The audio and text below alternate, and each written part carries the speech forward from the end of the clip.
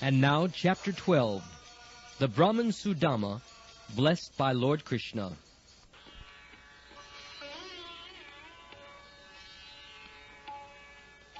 Lord Krishna, the Supreme Personality of Godhead, the Supersoul of all living entities, knows very well everyone's heart. He is especially inclined to the Brahmin devotees. Lord Krishna is also called Brahmanya Dev, which means that he is worshipped by the Brahmins. Therefore it is understood that a devotee who is fully surrendered unto the Supreme Personality of Godhead has already acquired the position of a Brahmin. Without becoming a Brahmin, one cannot approach the Supreme Brahman, Lord Krishna. Krishna is especially concerned with vanquishing the distress of his devotees, and he is the only shelter of pure devotees. Lord Krishna engaged for a long time in talking with Sudāmā Vipra about their past association. Then, just to enjoy the company of an old friend, Lord Krishna began to smile and asked, "My dear friend, what have you brought for me? Has your wife given you some nice edible for me?" While addressing his friend, Lord Krishna looked upon him and smiled with great love. He continued, "My dear friend, you must have brought some presentation for me from your home."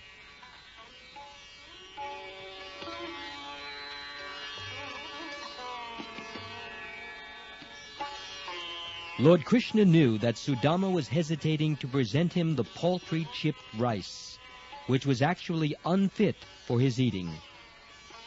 Understanding the mind of Sudāmā Vipra, the Lord said, "My dear friend, I am certainly not in need of anything, but if my devotee gives me something as an offering of love, even though it may be very insignificant, I accept it with great pleasure.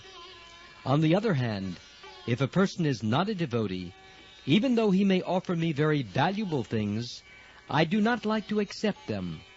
I actually accept only things offered to me in devotion and love.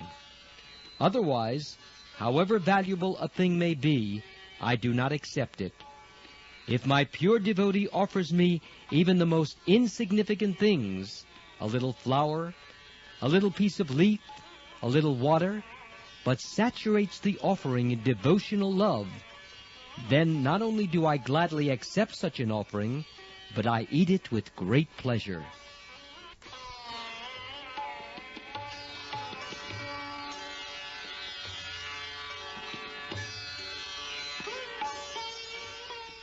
Lord Krishna assured Sudāmā Vipra that he would be very glad to accept the chipped rice he had brought from home.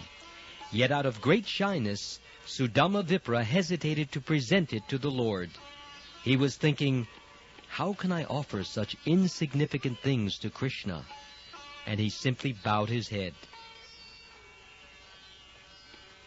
Lord Krishna, the Supersoul, knows everything in everyone's heart. He knows everyone's determination and everyone's want. He knew, therefore, the reason for Sudāmā Vipra's coming to him. He knew that, driven by extreme poverty, he had come there at the request of his wife. Thinking of Sudāmā as his very dear class friend, he knew that Sudāma's love for him as a friend was never tainted by any desire for material benefit. Krishna thought, "Sudāmā has not come asking anything from me. Being obliged by the request of his wife, he has come to see me just to please her." Lord Krishna therefore decided that he would give more material opulence to Sudāmā Vipra than could be imagined even by the King of Heaven.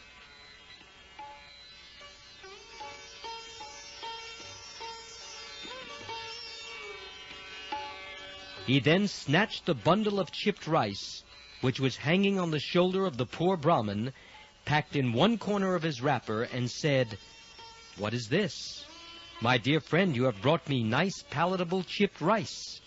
He encouraged Sudāmā Vipra, saying, I consider that this quantity of chipped rice will satisfy not only me, but the whole creation.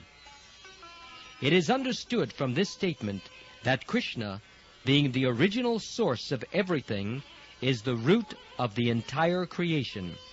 As watering the root of a tree immediately distributes water to every part of the tree, so an offering made to Krishna, or any action done for Krishna, is to be considered the highest welfare work for everyone, because the benefit of such an offering is distributed throughout the creation. Love for Krishna is distributed to all living entities.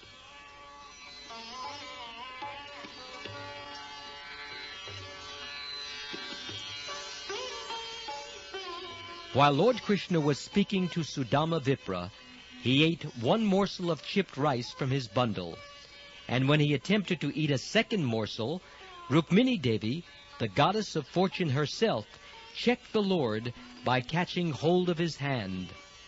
After touching the hand of Krishna, Rukmini said, "My dear Lord, this one morsel of chipped rice is sufficient to cause he who offered it to become very opulent in this life, and to continue his opulence in the next life.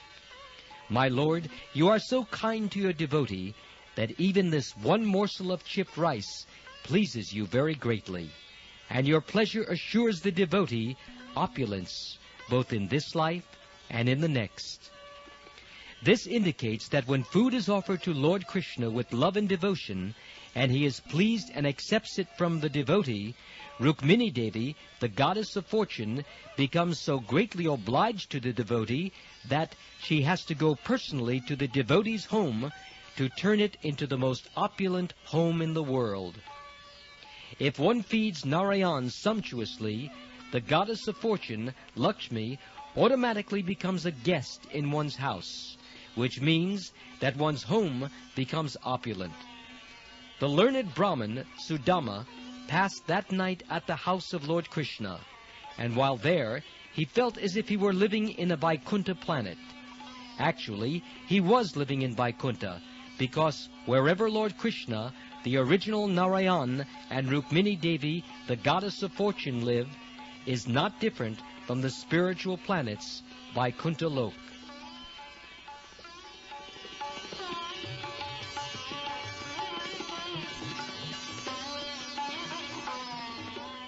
The learned Brahmin Sudāmā did not appear to have received anything substantial from Lord Krishna while at Krishna's palace, yet he did not ask anything from the Lord.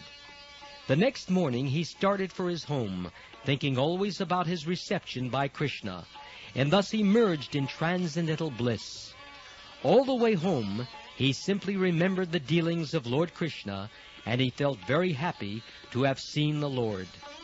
The Brahmin thought, "It is most pleasurable to see Lord Krishna, who is most devoted to the Brahmins. How great a lover he is of the Brahminical culture.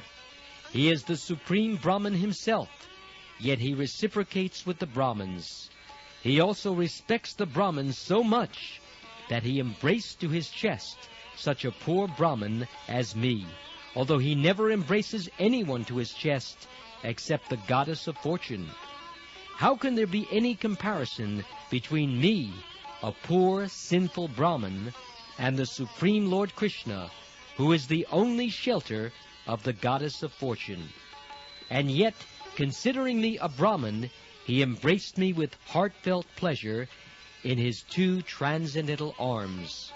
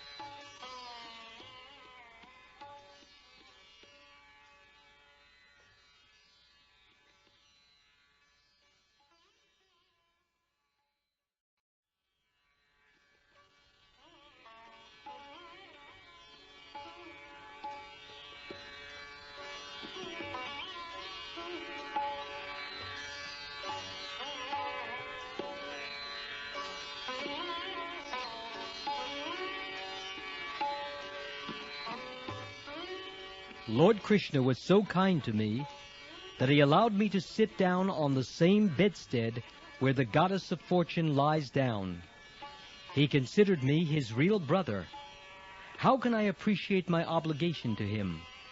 When I was tired, Srimati Rukmini Devi, the goddess of fortune, began to fan me, holding the chamra whisk in her own hand. She never considered her exalted position as the first queen of Lord Krishna. I was rendered service by the Supreme Personality of Godhead because of his high regard for the Brahmins, and by massaging my legs and feeding me with his own hand, he practically worshipped me. Aspiring for elevation to the heavenly planets, liberation, all kinds of material opulence, or perfection in the powers of mystic yoga, everyone throughout the universe worships the lotus feet of Lord Krishna. Yet the Lord was so kind to me that he did not give me even a farthing, knowing very well that I am a poverty-stricken man who, if I got some money, might become puffed up and mad after material opulence, and so forget him.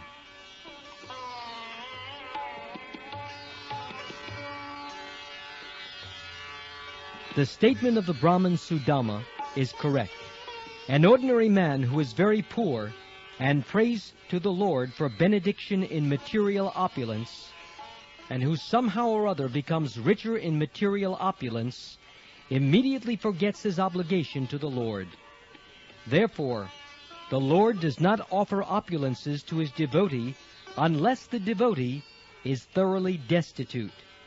Rather, if a neophyte devotee serves the Lord very sincerely and at the same time wants material opulence, the Lord keeps him from obtaining it. Thinking in this way, the learned Brahmin gradually reached his own home. But there he saw that everything was wonderfully changed.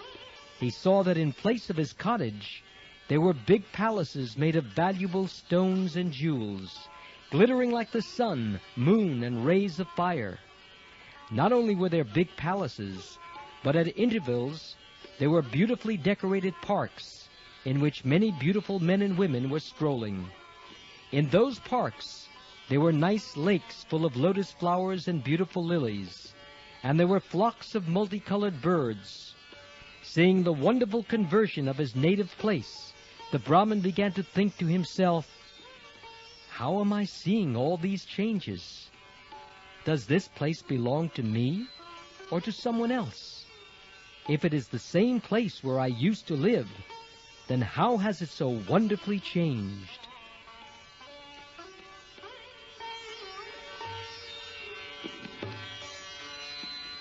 While the learned Brahmin was considering this, a group of beautiful men and women, with features resembling those of the demigods, accompanied by musical chanters, approached to welcome him. All were singing auspicious songs. The wife of the Brahmin was very glad on hearing the tidings of her husband's arrival, and with great haste she also came out of the palace. The Brahmin's wife appeared so beautiful that it seemed as if the goddess of fortune herself had come to receive him. As soon as she saw her husband present before her, tears of joy fell from her eyes, and her voice became so choked up that she could not even address her husband. She simply closed her eyes in ecstasy, but with great love and affection she bowed down before her husband, and within herself she thought of embracing him. She was fully decorated with a gold necklace and ornaments, and while standing among the maidservants, she appeared like the wife of a demigod, just alighting from an airplane. The Brahmin was surprised to see his wife so beautiful, and in great affection, and without saying a word, he entered the palace with his wife.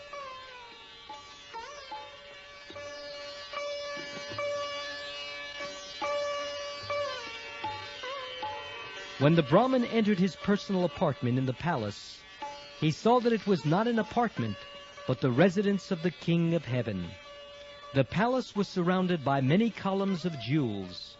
The couches and the bedsteads were made of ivory bedecked with gold and jewels, and the bedding was as white as the foam of milk, and as soft as a lotus. There were many whisks hanging from golden rods, and many golden thrones with sitting cushions as soft as lotus flowers. In various places there were velvet and silken canopies, with laces of pearls hanging all around. The structure of the building stood on excellent transparent marble, with engravings made of emerald stones. All the women in the palace carried lamps made of valuable jewels. The flames and the jewels combined to produce a wonderfully brilliant light. When the Brahmin saw his position suddenly change to one of opulence, and when he could not determine the cause for such a sudden change, he began to consider very gravely how it had happened.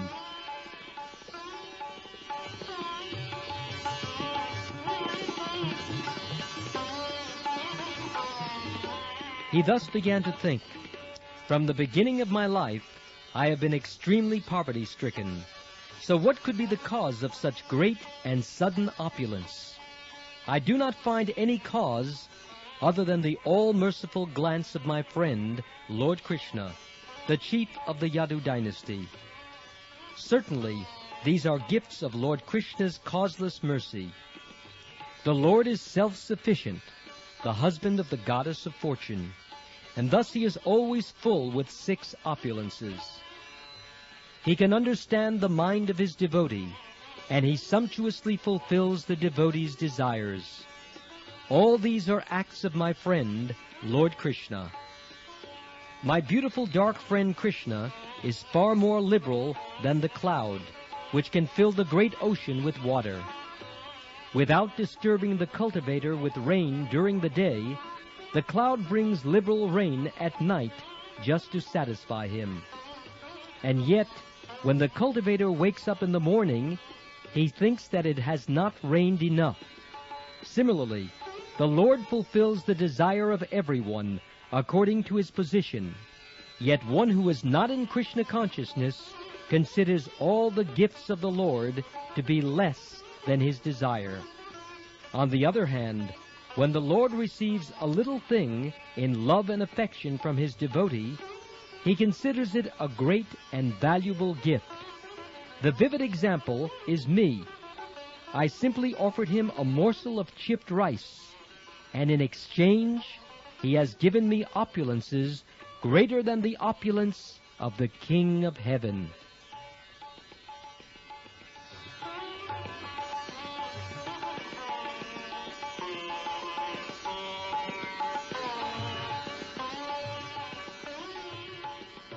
What the devotee actually offers the Lord is not needed by the Lord, for he is self-sufficient. If the devotee offers something to the Lord, it acts for his own interest, because whatever a devotee offers the Lord comes back in a quantity 1,000,000 times greater than what was offered. One does not become a loser by giving to the Lord. He becomes a gainer by millions of times. The Brahmin, feeling great obligation to Krishna, thought, "I pray to have the friendship of Lord Krishna, and to engage in his service, and to surrender fully unto him in love and affection, life after life. I do not want any opulence. I only desire not to forget his service.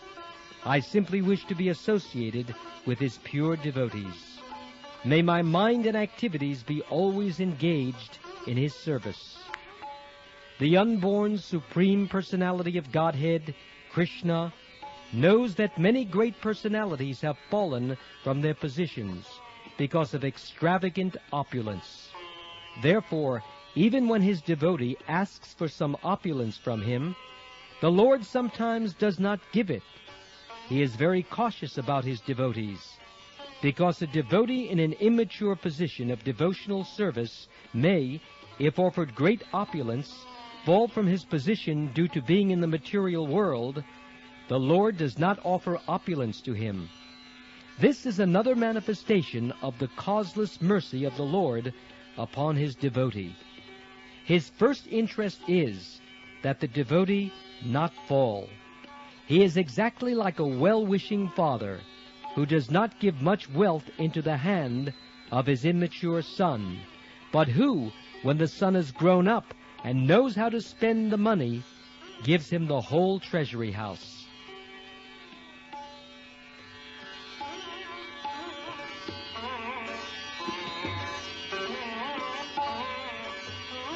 The learned Brahmin thus concluded that whatever opulences he had received from the Lord should be used not for his extravagant sense gratification, but for the service of the Lord. The Brahmin accepted his newly acquired opulence, but he did so in a spirit of renunciation, unattached to sense gratification, and thus he lived very peacefully with his wife, enjoying all the facilities of opulence as prasadam of the Lord. He enjoyed varieties of foodstuffs by offering it to the Lord and then taking it as prasadam. Similarly, if by the grace of the Lord we get such opulences as material wealth, fame, power, education, and beauty, it is our duty to consider that they are all gifts of the Lord and must be used for His service, not for our sense enjoyment. The learned Brahmin remained in that position, and instead of deteriorating due to great opulence, his love and affection for Lord Krishna increased day after day. Material opulence can be the cause of degradation, and also the cause of elevation, according to the purposes for which it is used. If opulence is used for sense gratification, it is the cause of degradation, and if used for the service of the Lord, it is the cause of elevation.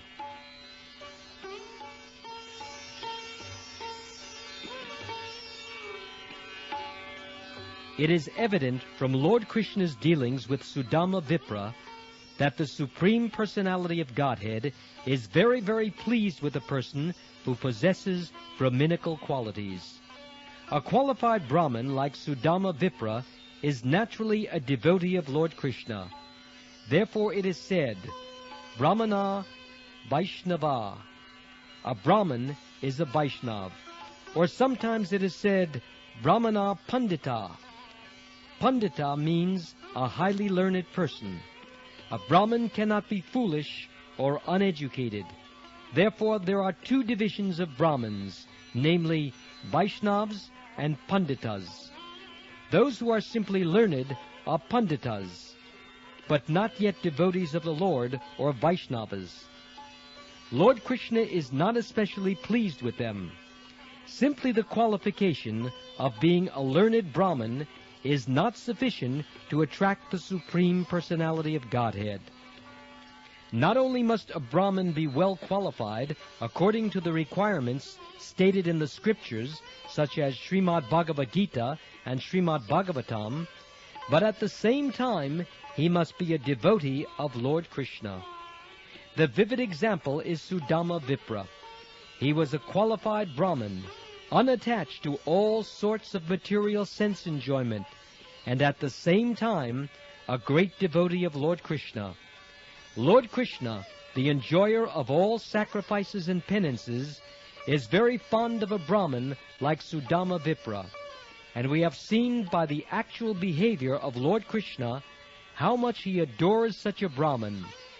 Therefore the ideal stage of human perfection is to become a Brahmin Vaishnav like Sudāmā Vipra.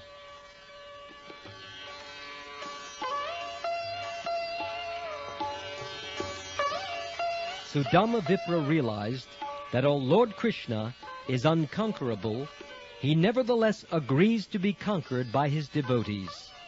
He realized how kind Lord Krishna was to him, and he was always in trance, constantly thinking of Krishna. By such constant association with Lord Krishna, whatever darkness of material contamination remained within his heart was completely cleared away, and very shortly he was transferred to the spiritual kingdom, which is the goal of all saintly persons in the perfectional stage of life. Shukdev Goswami has stated that all persons who hear this history of Sudāmā Vipra and Lord Krishna will know how affectionate Lord Krishna is to the Brahmin devotees like Sudāmā. Therefore, anyone who hears this history gradually becomes as qualified as Sudāmā Vipra, and he is thus transferred to the spiritual kingdom of Lord Krishna. Thus ends the Bhaktivedanta purport of the 3rd volume, 12th chapter of Krishna, the Brahmin Sudāmā, blessed by Lord Krishna.